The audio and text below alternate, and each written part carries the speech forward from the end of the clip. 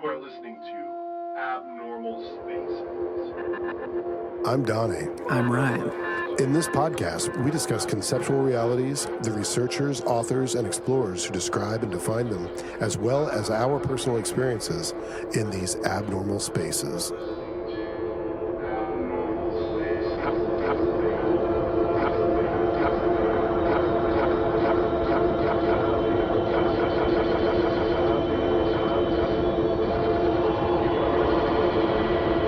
In this episode, we discuss the life and work of Ralph Ring, his dream of levitating homes and cities, and his work with Otis T. Carr and others on teleportation, free energy, and magnetism led him to discover many fascinating truths about our supposed reality and the corporate interests that seem to suppress progress in these fields.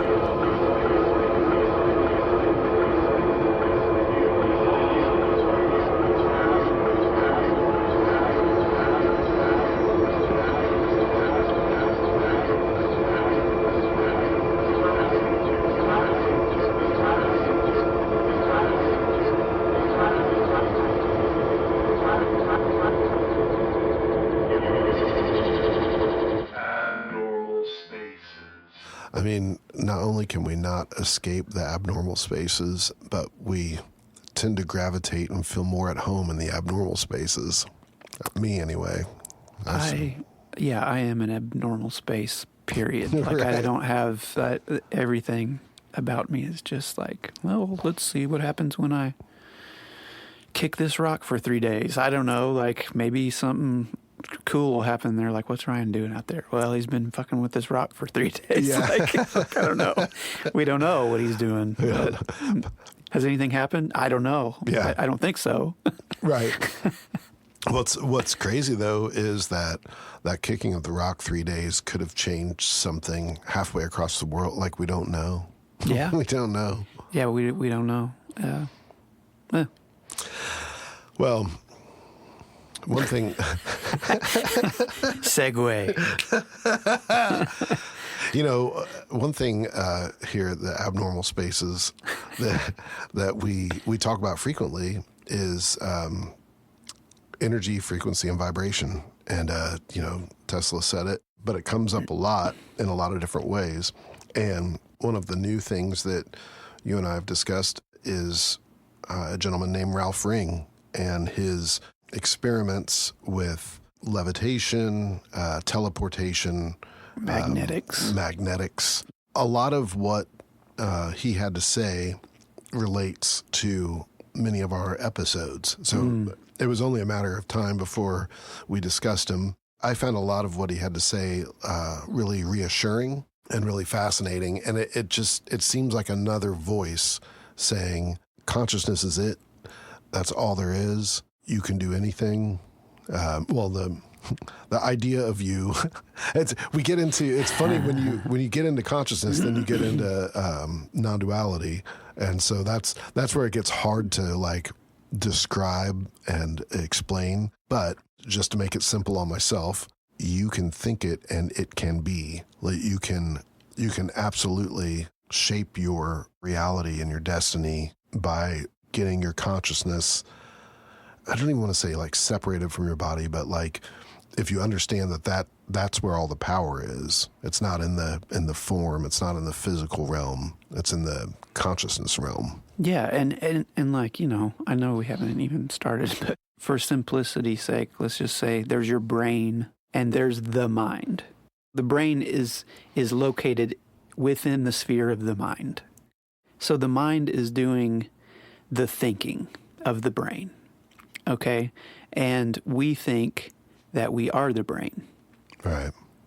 And the mind is actually the one that's doing the thinking that the brain transposes into thinking that I'm the one doing it. Right, yeah. Right? Yeah. So when I say mind doesn't mean like thoughts necessarily. It's consciousness. Yeah. Mind is consciousness. Right.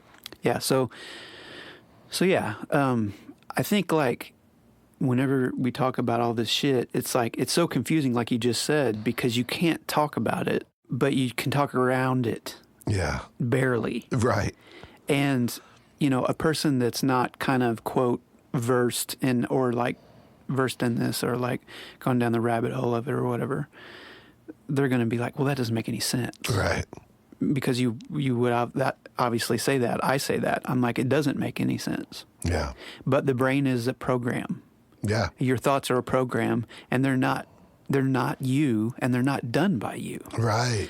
So like everything you're doing is just autopilot. Right. And in the autopilot is thinking that you're doing it. Right. Yeah. It's part of the program or whatever. Yeah. For lack of a better term.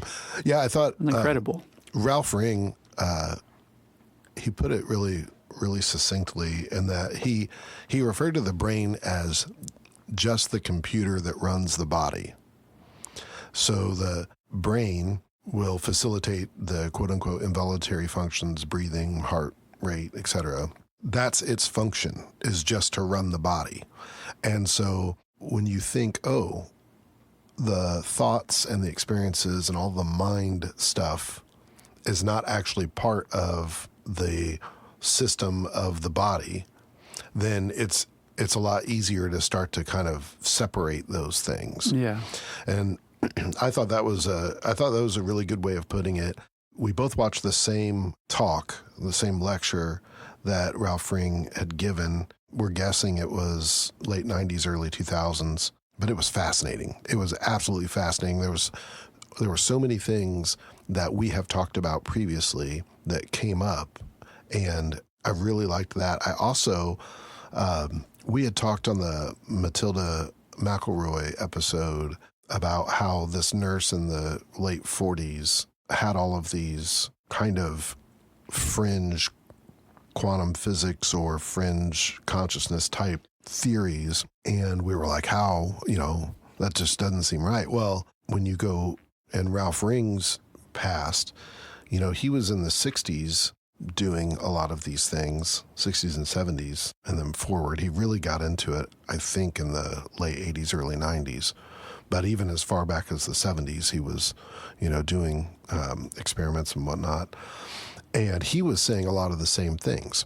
So Ralph Ring was part of a project, a somewhat clandestine project, to create levitating homes and vehicles. And that was kind of his focus. But he talked about the consciousness actually operating a teleportation craft. Mm-hmm. And the way he described it was very similar to the way Matilda McElroy described the alien visitor and how that alien, Errol. Nice.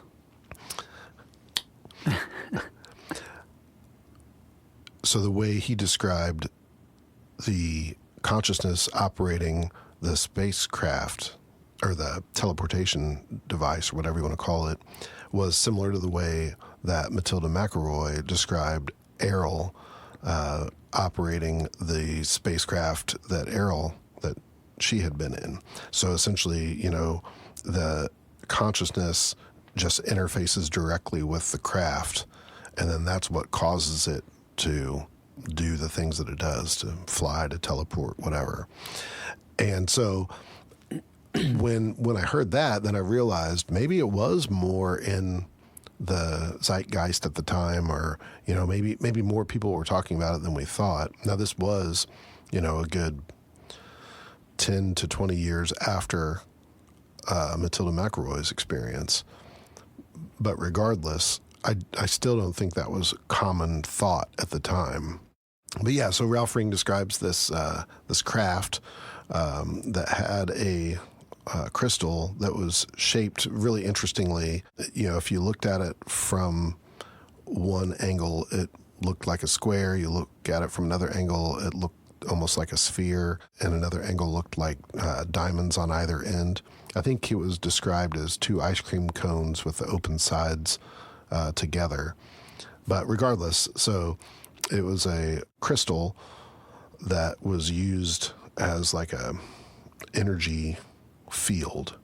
And that was the other thing Ralph Ring talked a lot about, was just magnetic fields, energetic fields, and just working within them and with them to, accomplish what it was you're trying to accomplish. Oh man, there's so much. There's so much to it. I mean, you really have to look into it, you know. I mean, Yeah. Otis T. Carr was like the guy that, you know, attracted me to all this somehow. I just saw his name somewhere in something, or, you know, like I usually do. And so I went down that little rabbit hole, and there's a lot about that guy too that, you know, is kind of not cool, probably.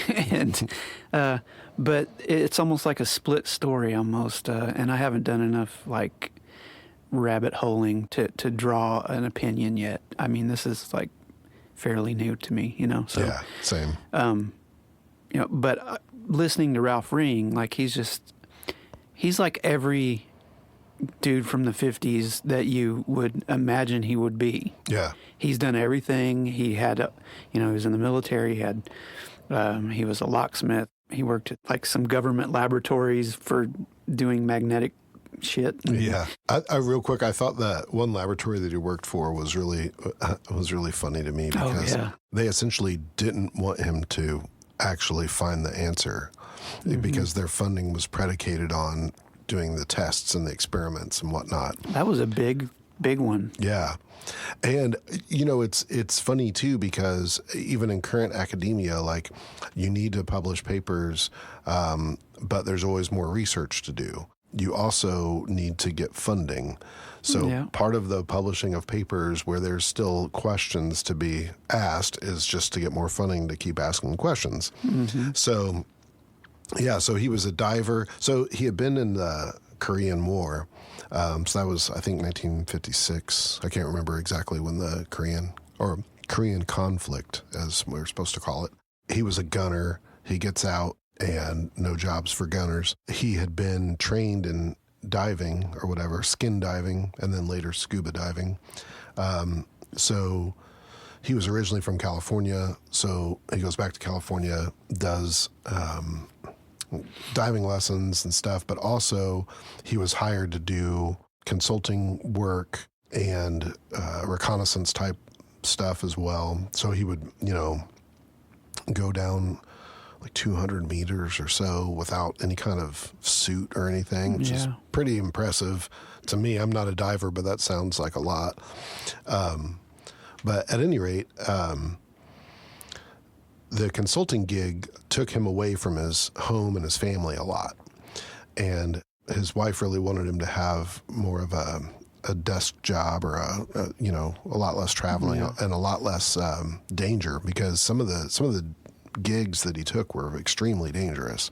So he ends up at this institute that is a government subcontractor that is working on all kinds of fringe things, you know, teleportation being one of them. And he finally solves the problem. So the engineer before him had quit, and he takes the previous engineer's job, even though he did not have a degree in engineering or anything like that. He based everything on intuition. So he took that job. He figured out shortly thereafter why the previous engineer had quit, because this was not going to get solved this way. So then he, at his own house, kind of replicates the experiment and then really just thinks about it and figures out the solution. And his boss is like, yeah, just go ahead and shred all that and tear all that up, because we're not really looking for the solution. Yeah, we don't pay you to find a solution. Yeah, we don't pay you for the answers. We pay you for the questions. Yeah. So that says everything. It really does. So many parts of that lecture were really, really interesting. So I watched an interview of him, and I'm guessing maybe 10 years before that or so, and it was largely identical to that lecture, just insofar as like his biography and his general approach to science. But basically, he really believed in following your intuition, and he believed that whenever there are geniuses that come up with these answers that fly in the face of conventional wisdom and conventional logic, it's because they've trusted their intuition and they have tuned in, whether it's to the ether.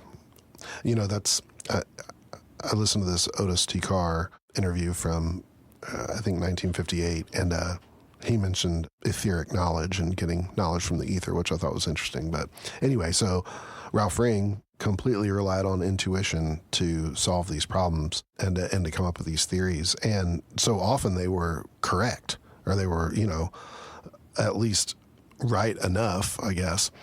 So I thought that was great.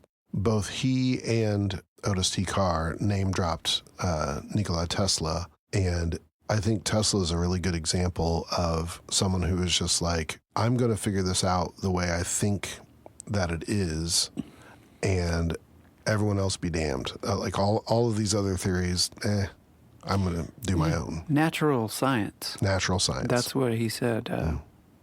He was like, I'm a student of natural science. Yeah. And he was like, everything is simple. He was like, whenever you find yourself 10 away, you're 9 too many away. Yeah. Basically, Yeah. Yeah, he had a lot of insights like that I thought were really neat. It was funny. He called some kind of poisonous ant a spit ant. Yeah. It was like, and then I learned not to mess with those anymore. Yeah, they like spit acid at you. Yeah. Mm-hmm. Yeah.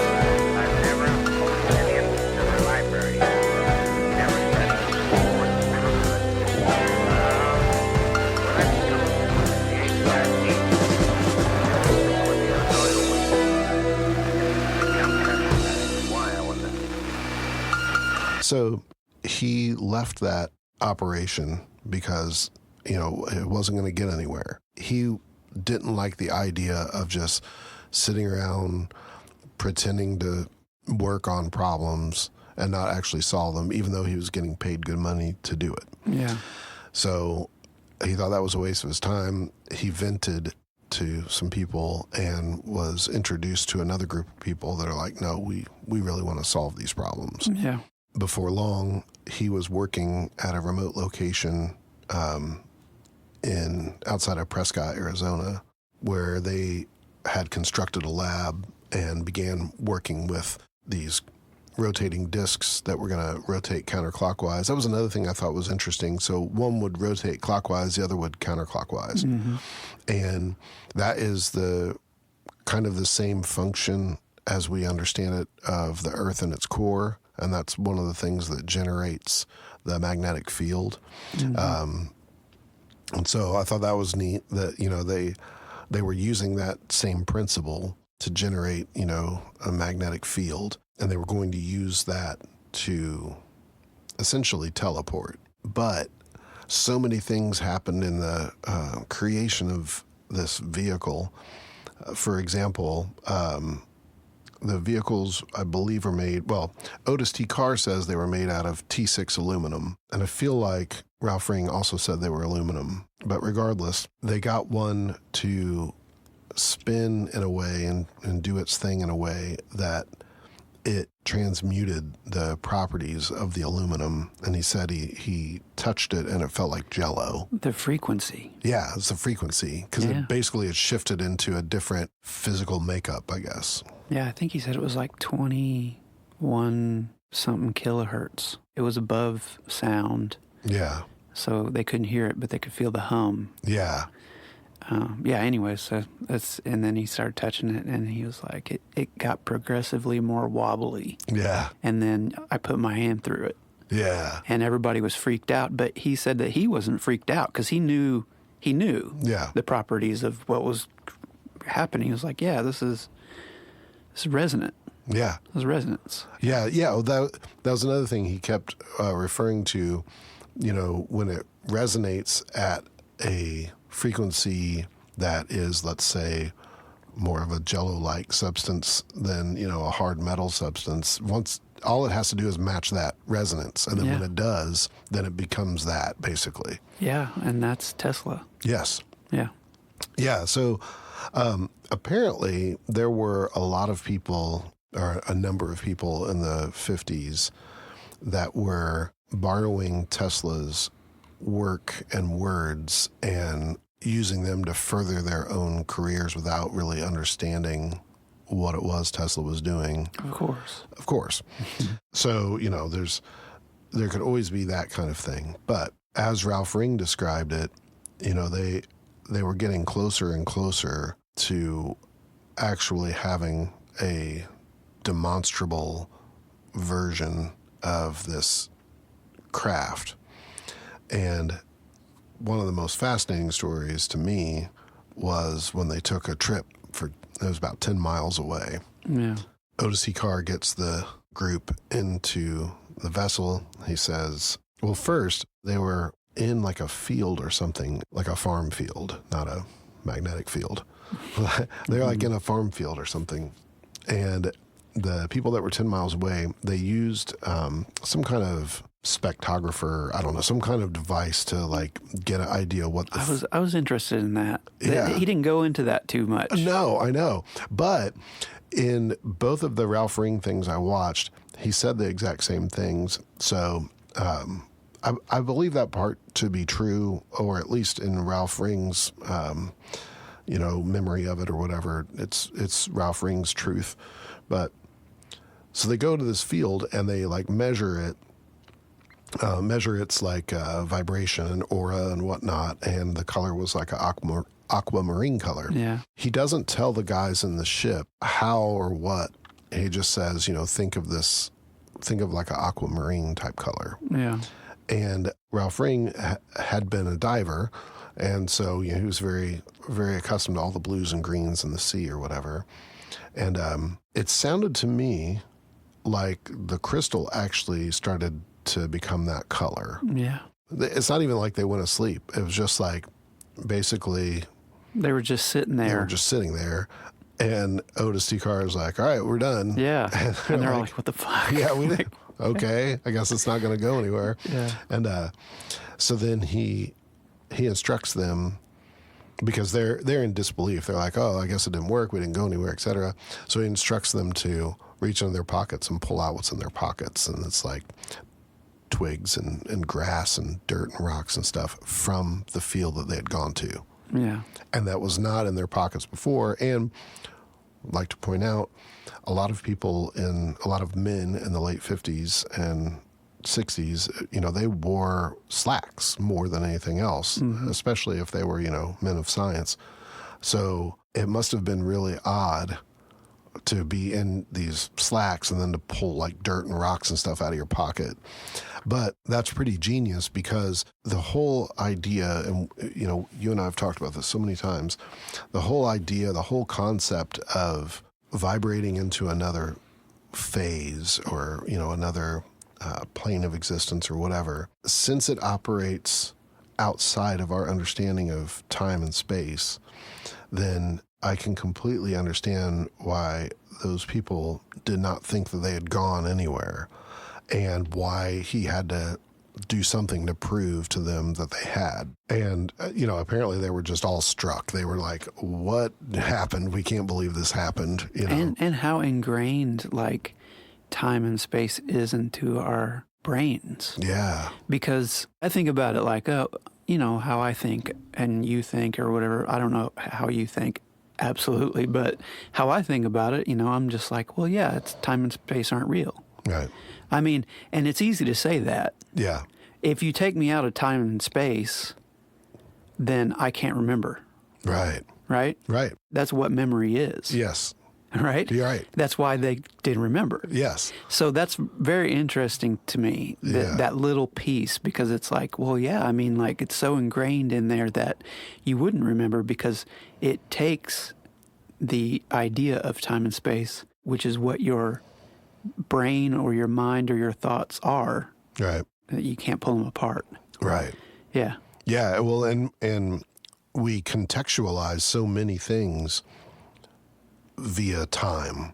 So this happened, that's going to happen, Yeah. etc. Like our perception of everything has to do with it's no different to me than the conceptualization of a purely physical reality when everything suggests there is no physical reality. So like I'm sitting in this chair, I can feel my arms on the armrests.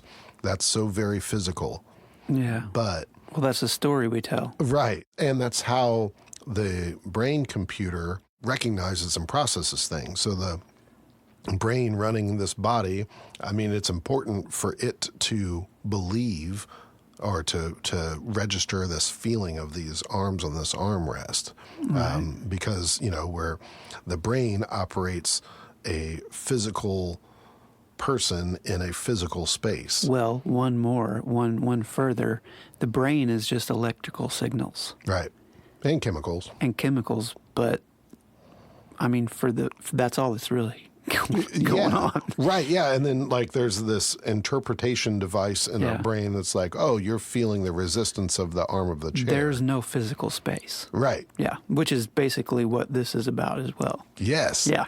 Yeah. So like, and again, and like we said close to the beginning, like this is one of those things it's hard to communicate because you find yourself, correcting yourself. Yeah. But the fact remains, time and space aren't real. Our idea of a physical realm is just similarly based in how we process the things around us, whether they're absolutely that or not. That's the other thing too, though. Like, I believe that this armrest that I'm feeling, it exists right now because I believe it exists right now. It's hard right now because I believe it is hard right now. But You're making it that way. Exactly. Yeah. By the belief. By every I don't even know if nano is the right word. Whatever the smallest thing there is in our idea of time, that is that's your consciousness making this at that speed. Yes, and then your brain interpreting that creation. Right. Yeah.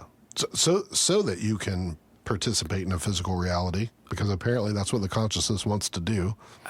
I mean, who fucking knows? Well, we're doing it. We're doing, yeah, right. I guess. Yeah. It feels like we're doing it. I don't know. Yeah. I always thought that this is a little bit of a side thing, but I always thought it was very interesting. Like I would get into these weird, inquiry sort of weird things throughout life.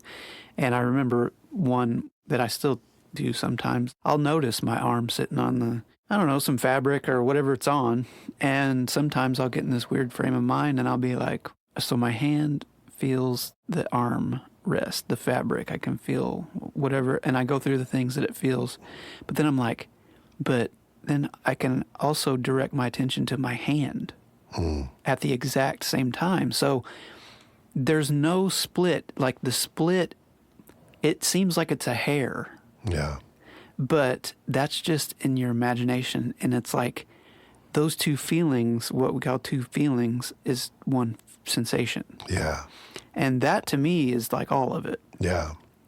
Because everything like that. Yeah. Yeah. I don't know if we've talked about it. I feel like we have, or if you've experienced it, which I think you have, is when you have your arm on the armrest for so long that it begins to kind of meld together, and it's like there is no arm and there's also no armrest. Right. It's like all one thing. Right. That's what I'm talking about. Yeah, okay. And it's the same as laying in the bed. Yeah.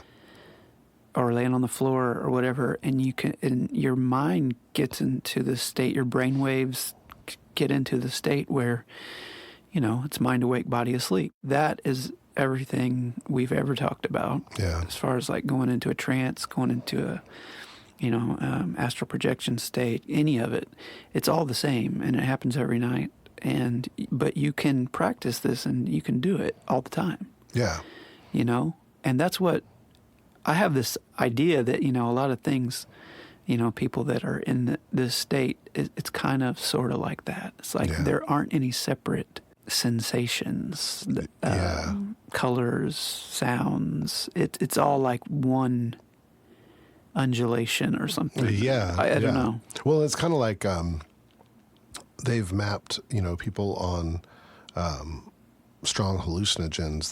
They've mapped their brains, and they've seen that regions that normally handle something like speech or listening or whatever is now like also doing some of the visual stuff, and vice versa. And like that's when those like barriers of perception, when they're broken down and other parts of the brain can work on the interpretation of the stimuli, why those ideas are so quote unquote outlandish or whatever. It's because, you know, you've got a new interpretation of the same signal.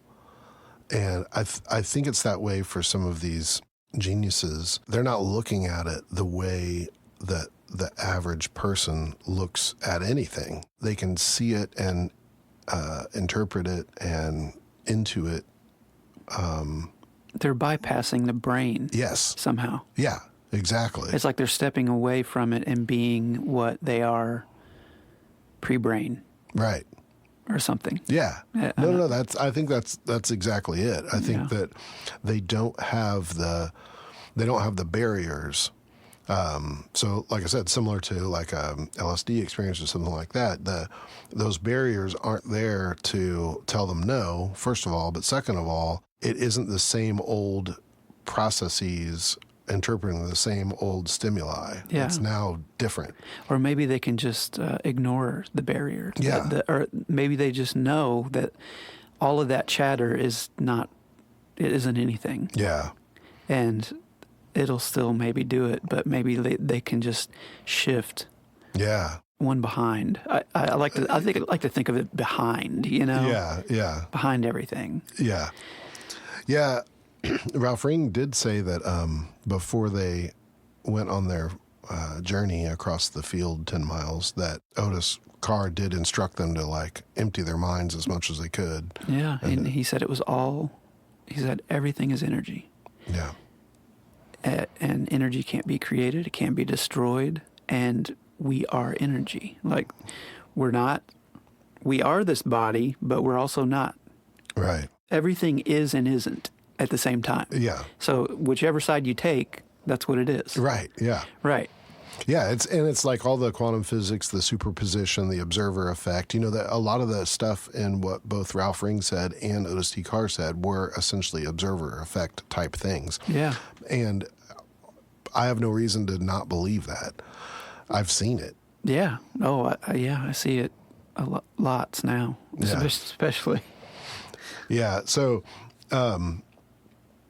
Ralph Ring, the company he was working for, they were excited about their vessel, and they're like, hey, let's get in touch with General Motors, because essentially what they had was a wheel, but on its side.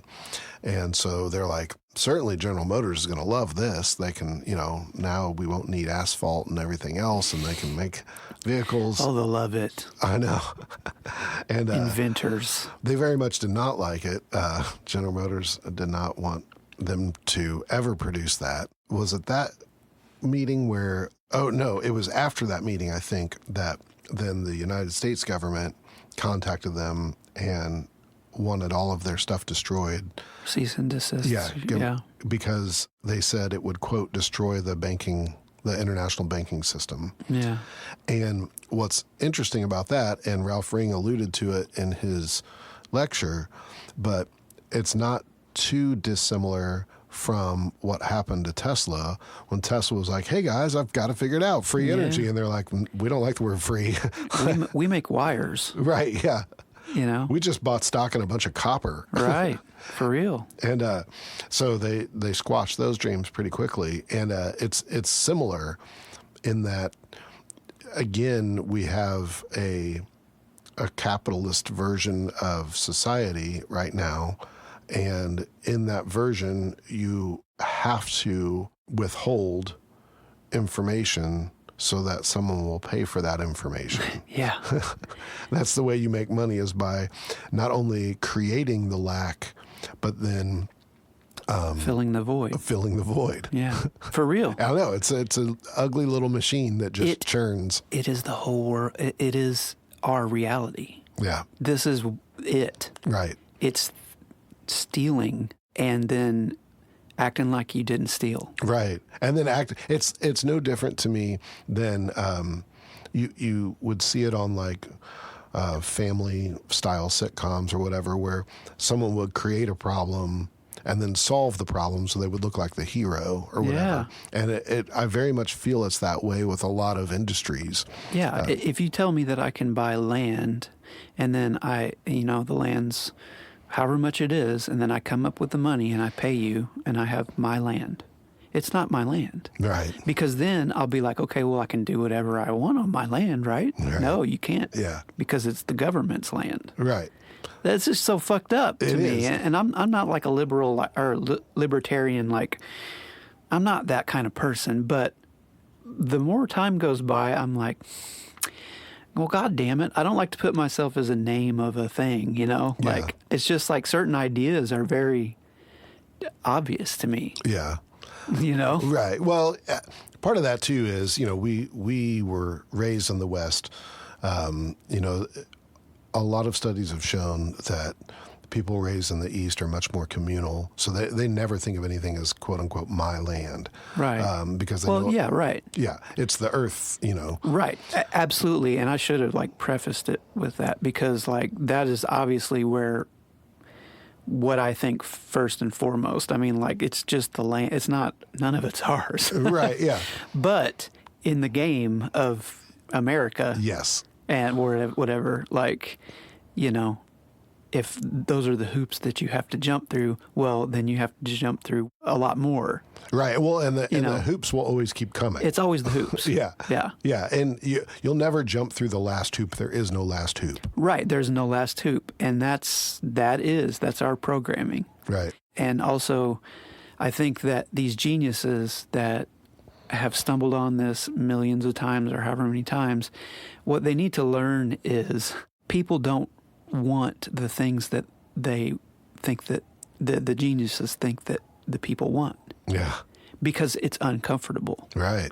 And aside from that, it's not just uncomfortable to the normal person, it is very threatening to the powers of that be. Yeah.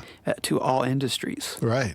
Because we're created on industries of, like we said, of things. We need, supply and demand. Here we go. Right. Well, and it's funny too that we're conditioned to constantly want stuff. Yeah.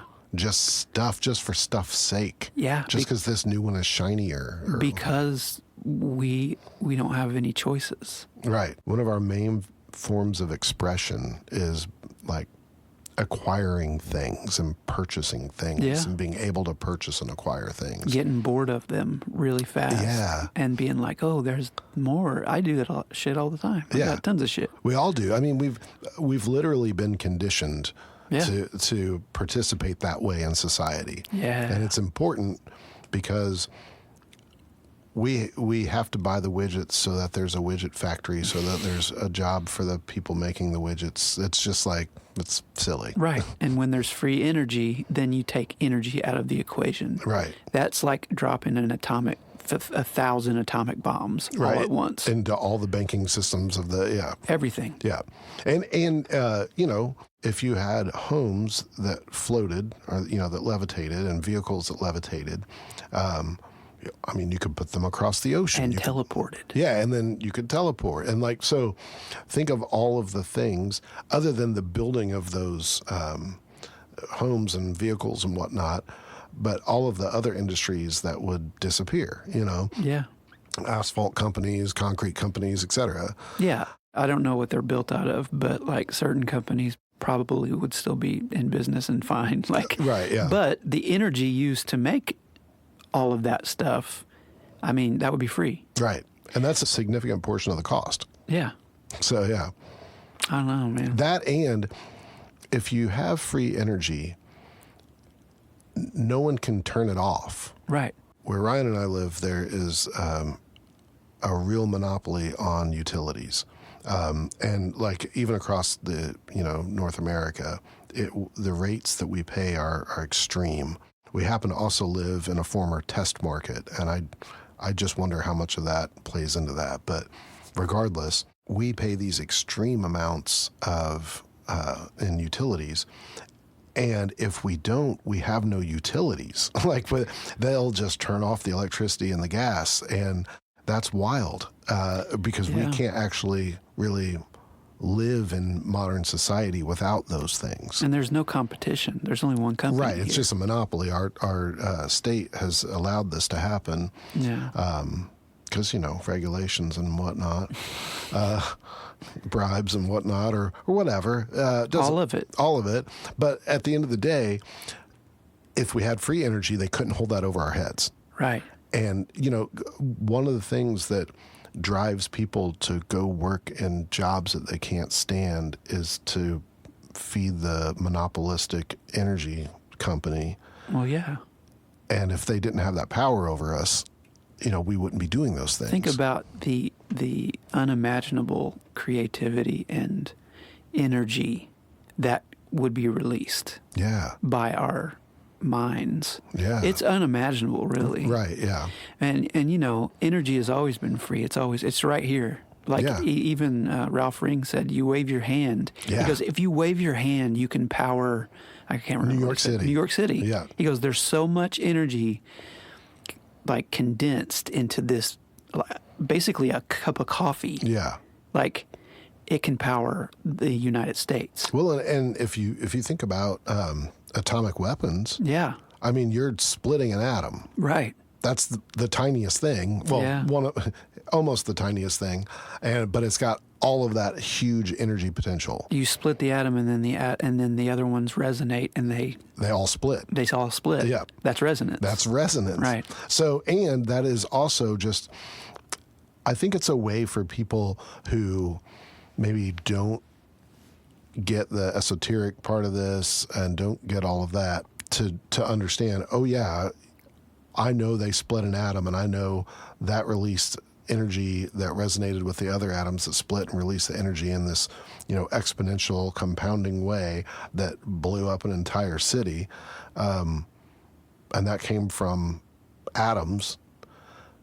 Then if you can conceptualize that, then you can understand what Ralph Ring said, that yes, waving your arm could power New York City. Yeah. It's just a matter of finding the right resonance, the right frequency, etc., and then directing it. That's really all there is to it. I still can't understand whether you knew these scientists or not. I can't understand how you were able to acquire the necessary knowledge to perfect a machine as intricate and complex as a space machine. Well, basically, the principle is very simple, and it needs no spatial knowledge to put into practice. However,